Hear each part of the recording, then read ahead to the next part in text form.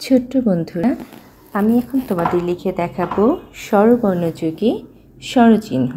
দেখো, প্রথমে আমি আকার লিখলাম। এটা হচ্ছে হ্রস্ব ইকার। আমাদেরকে স্বরচিহ্নগুলো সুন্দরভাবে পড়তেও হবে। এই হচ্ছে দীর্ঘ ইকার, হ্রস্ব উকার, দীর্ঘ উকার, ঋকার, একার, ঐকার, ওকার এবং ঔকার। এই হচ্ছে আমাদের 10টি কার চিহ্ন। তো আমরা জানি স্বরবর্ণ হচ্ছে 11টা, কিন্তু আমাদের কার চিহ্ন আছে 10টা। আমাদের কার চিহ্নের নাম শুরু হয় স্বরে আ থেকে। এই দেখো, আমি আকারের জন্য নাম লিখে নিলাম স্বরে আ কার, আকার। এইভাবে করে আমাদেরকে স্বরবর্ণযোগে স্বরচিহ্ন লিখতে হবে।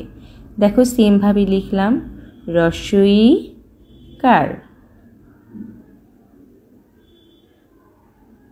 তারপরে দীর্ঘ ই, আমরা স্বরবর্ণ দীর্ঘ ইটা লিখব। এরপরে ছোট্ট একটি হাইফেন দিয়ে লিখে দিব কয় আকার কা, বয় শূন্য র, দীর্ঘ ই কার। এই একইভাবে আমরা আকার থেকে একেবারে ঔকার পর্যন্ত সুন্দরভাবে লিখে নেব। আচ্ছা, আমরা যদি এই কার চিহ্নগুলো সুন্দরভাবে লেখায় ব্যবহার করতে পারি এবং স্বরবর্ণ ও ব্যঞ্জনবর্ণগুলো সুন্দরভাবে লিখতে পারি, তাহলে কিন্তু আমাদের লেখা অটোমেটিক সুন্দর হয়ে যাবে। সুন্দরভাবে স্বরবর্ণ, ব্যঞ্জনবর্ণ এবং স্বরচিহ্নের ব্যবহার করে একদম মাত্রা বরাবর সোজাসুজি করে লিখলে না, আমাদের লেখা খুব সুন্দর হবে।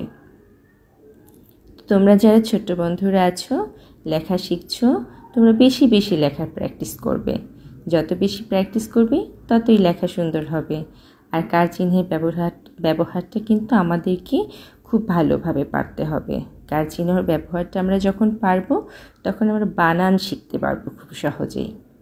কার চিহ্নের ব্যবহার ছাড়া বানান শেখাটা কিন্তু খুব কঠিন। ঠিক আছে? তো আমরা কার চিহ্নটা সুন্দরভাবে লিখতে শিখব।